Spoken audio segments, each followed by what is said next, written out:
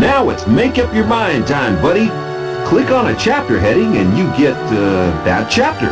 All right now, buddy. If I let you see this book, you gotta promise not to tell nobody what's in it. That's nobody. Not your best friend, not your best friend's cat, nobody. 'Cause there's things here I don't even let my lovely queen see. In here, you'll learn how to be a chess legend, just like me. And we don't want just anyone knowing this kind of stuff now, do we? Now, another reason I keep this book under covers is that I don't want my band knowing that I give them each a secret rating.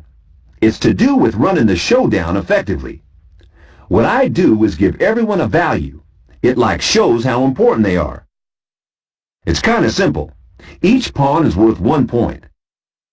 Knights and the bishop twins are worth 3 points, because they're better fighters, right? Each rook is worth 5 points. Those precious rooks are my pride and joy. After my queen, of course. She's worth a whole 9 points. That's 'cause she's vital.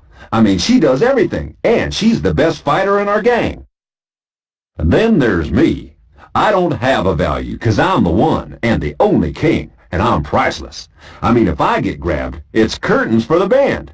And I give the same values to all the characters in the other gang. This info is kind of useful, especially when I'm doing my kingly deliberation before making a move. Just look at this. It's our move, and I decide to send a rook to round up that no-good, mean queen from the other gang.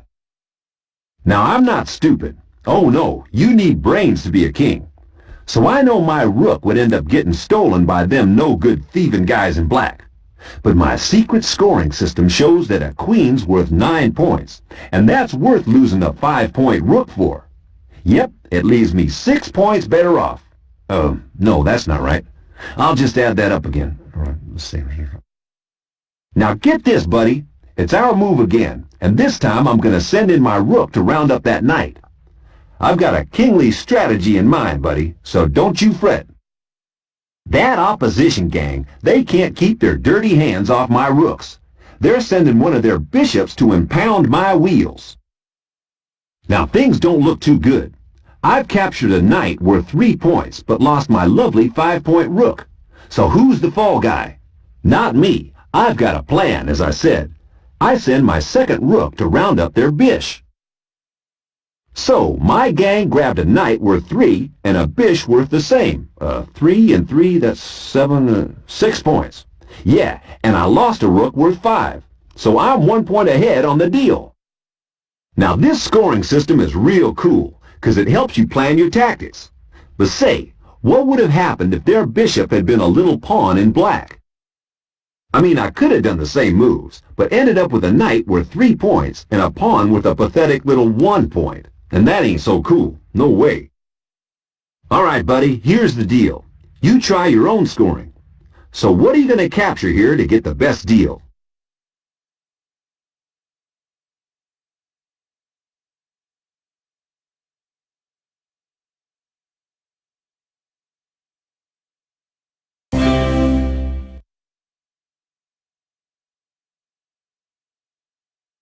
Hey, that's a real cool haul. Just add up the points. The rook grabs one of the knights, so that's 3, but you lose a rook worth 5. My queen gets them back by taking one of their rooks worth 5, so that's 8 points for the loss of 5. Real value. Okay, buddy, here's another board. You can use your skill and judgment on this one. What's the best deal? Who do you capture?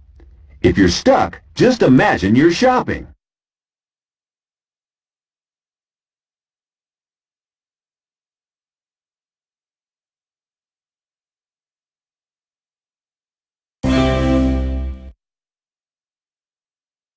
I kind of like this move, but I better not speak too loud.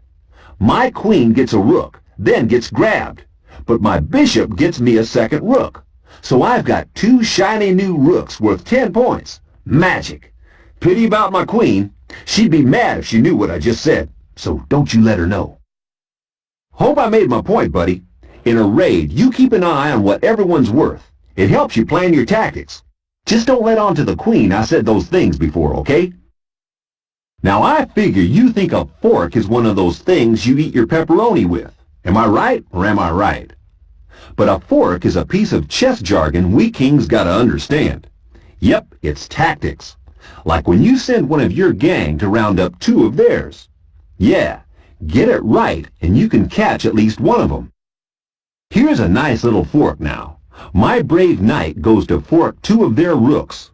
Go for it. Yeah, easy money. Now the other gang can only move one rook at a time. So my knight, he's real smart. He moves in on the one that's still in the parking lot. Hey man, gotcha. But a word of warning, buddy. You gotta be real careful with forks. They don't always work. Just you get an eyeful of this. The gang in black got wise to my fork trick, so they put one of their little pawns on guard duty. Now the knight's been grabbed. That's more of a nightmare to me. Hey, pardon the joke. I've been under a lot of strain recently. And there's other ways to stop a fork in its tracks. Now this fork against two pawns looks like a real smart move.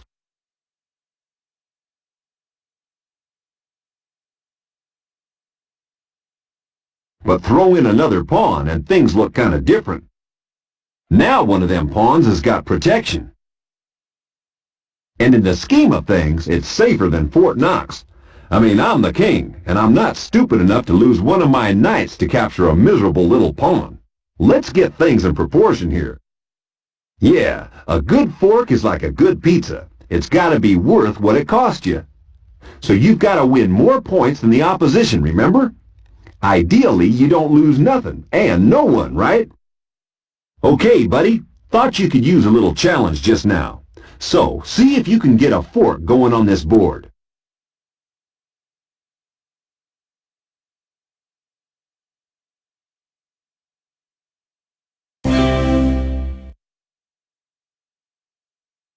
Great work, buddy. Now here's the good news.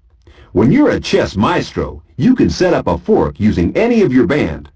Yeah, a little pawn will do, a bishop or anybody. So here's the deal. Check out this board and spot the fork.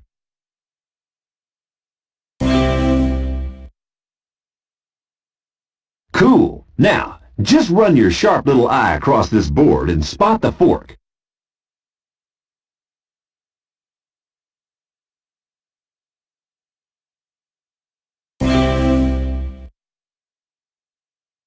Okay, now here's my queen. She's a real expert at sticking the fork into the other guy. Can you spot the fork trick here?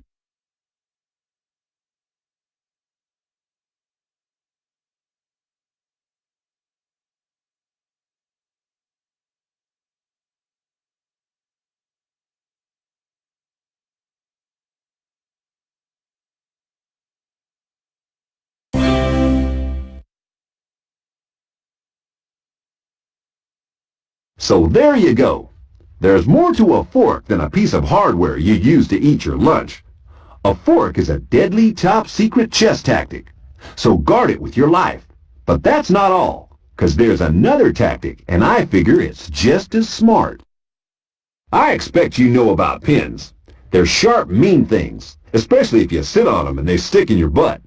You know all about them then. But in chess, there's a pin that's a real sharp tactic. And when I tell you about it, you'll soon see the point. In a pin, you trap one of the other gang so they don't know whether to move to escape or to stay and protect one of their own gang. They're just pinned to the spot. And you can use this trick whether you're on the attack or in defense, as you're about to see. I send my rook to shake up that mean queen. Now she's got to do something, 'cause she's their best fighter and all that. So, what's her plan? These squares don't look too promising.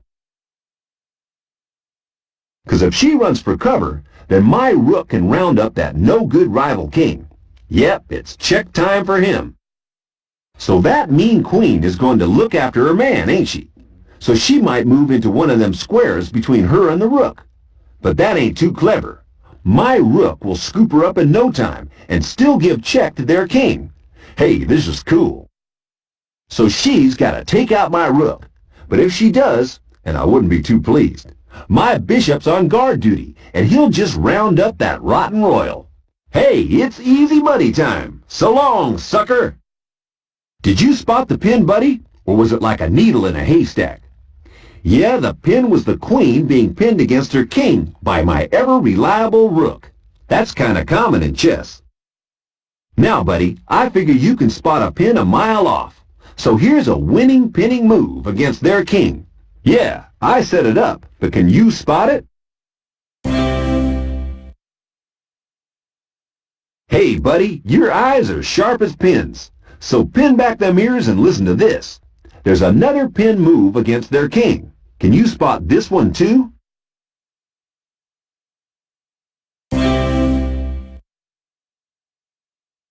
Now don't you forget, pinners are winners. Yeah, you can use a pin anywhere, anytime. They're not just for kings. Take a look at this, buddy. Spot any pins?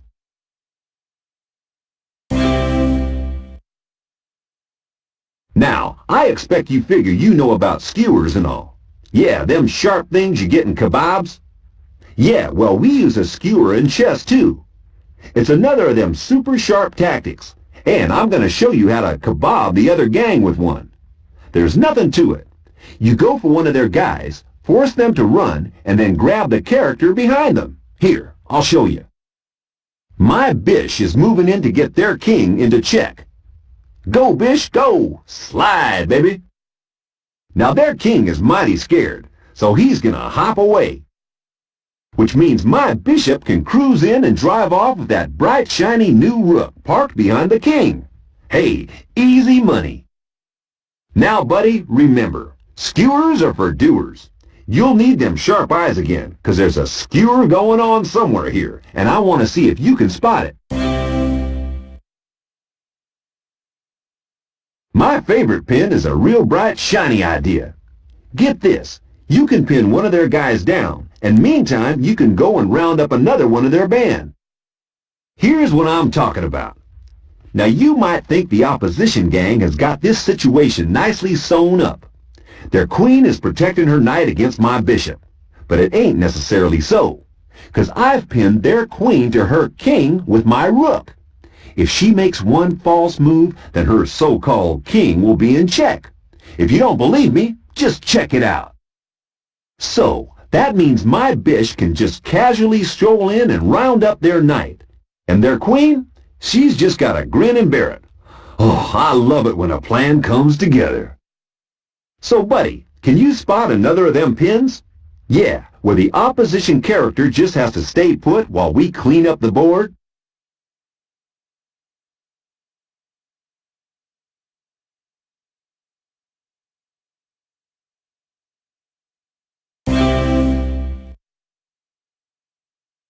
Yeah, buddy, I figure you got the picture.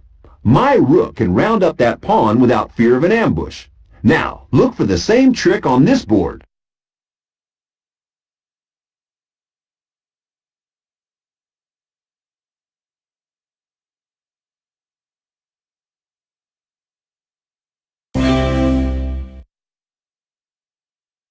Yep, it's the same old story. The rook can round up the pawn without any of them annoying distractions from the other gang. Yeah, there ain't nothing neater than a new pin. It puts the other gang in a spin. Okay, here's a new board. Same deal. Do you see the pin?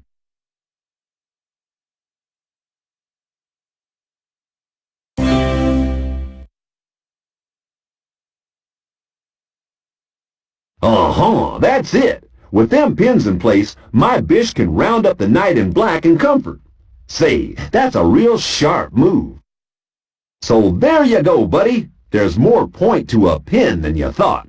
Now remember, be a pinner, be a winner, be a grinner. Now if you're going to check out the next session, you make sure no one sees it at all, 'cause it's real top secret. Psst, I'm talking in a low voice, 'cause I don't want anyone to overhear us, buddy. I'm about to tell you about notation. That's the top secret code we chess maestros use to record what we're doing in the world of chess. Now here's what you need to know. The board's got 64 squares. Oh yeah, I forgot, you know that bit. Now the lines of squares going up are called files, and the rows going across, well, they're called ranks. Now each file has a secret letter from A to H. You copy? And each rank has a secret number from 1 to, 8. So that means every square has a secret code. You just work out the rank and file it's in. So let's check out this pawn. The pawn's on file C and rank 5. So I figure that must be position C5.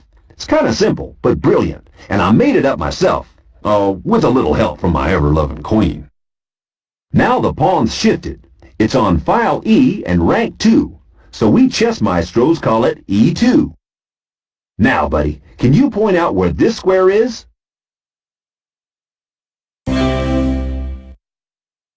Groovy! Now, what about this one? Hey, buddy, you're on a roll. So, where... Now, buddy, it's going to get kind of complicated in a minute, so you need to be wide awake for this. Here the pawn has done one of his little opening runs from square E2 to E4, and there's a secret code to record the move that goes P, E2-E4. Yeah, you got it, buddy. The P stands for pawn. E2 is the square he starts off on, and E4 is where he ends up. The dash is there to show it's a move, 'cause he dashed there. Get it? Huh, just joking. Because the pawn had to start off on E2, and that's something you can work out for yourself. You can shorten things to P-E4, or even PE4, and that's cool. You read me? Now get this. Everyone in the band has their own secret code letter. So let me see. It's P for the bishop, and Q for the queen, and R for the rook. Do you see what I mean? And it's N for the knight, 'cause I've got the K. Yeah, it's K for the king, and I get my way. Oh, yeah. By the way, buddy, we use the same code for the other gang, seeing as they've got bishops and rooks and the rest. But we don't say which is which. We always make the first move, and you work out who the code refers to from that. Just check the order. Now let's watch this single combat between one of my pawns and one of theirs. Yeah, you did mighty fine, little pawn. Did you see that, buddy? My pawn moved from E2 to D3 and just rounded up their pawn. So what's the code for that? Take a look at this. Looks kind of confusing, huh? But get this. All of these mean the same thing. P equals pawn, remember? So the first code means pawn on E2 captures, yeah, you got it, the X is a code for captures. So pawn on E2 captures pawn on D3. Now only one of my pawns could get to D3 in that move, so the second line doesn't show the E2 bit because you can figure it out. And the PXP, well, that's the real short and snappy version. So, buddy, do you reckon you could crack the chess code? Here's a line from it. Your challenge is to show which character is on the move and what... All right, buddy. Feel like breaking another code? Let's see you do it.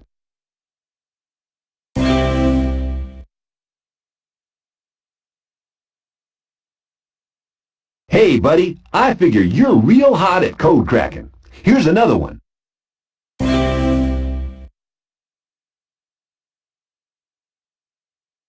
Now, some moves have a real special code.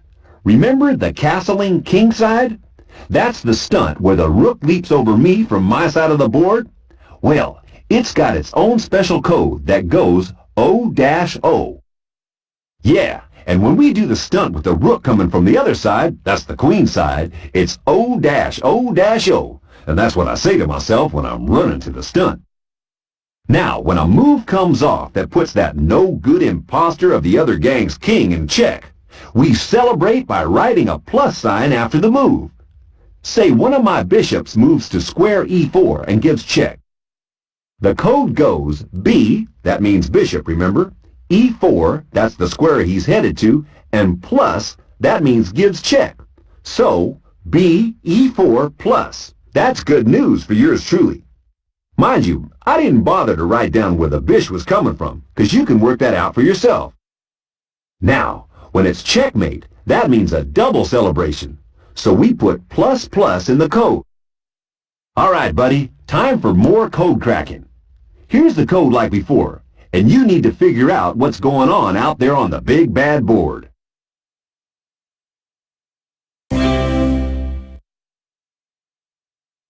Hey, buddy, this is kind of brain expanding. Why not give it another go? So what's going on here?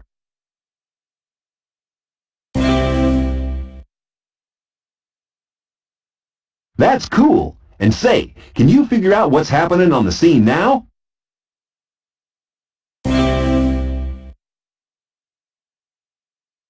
So there you are, buddy. You know the secret of my chess code. Now you guard it well, and don't go talking to any suspicious-looking guys dressed in black. Wow, now you know all my top secret tactics. And I figure you're on the road to being a chess superstar. Just remember what I told you. So hey, how about a reward? Yeah, I figure you've earned it. I just need to remember how well you did. You take the breath out of my body, buddy. We're talking about a clear run. There's only one reward that makes sense. A platinum crown, the finest in my collection. Hey, buddy, guess what? That's the end of the show. I'm done, baby. You know everything the king knows. You're now one of my royal family. So go and thrill your own royal family with your new chess skills. For the time has come for me and you to go our separate ways. Adieu. Oh, I just can't bear to say goodbye. So I'll just say, over to you, buddy. It's your show now.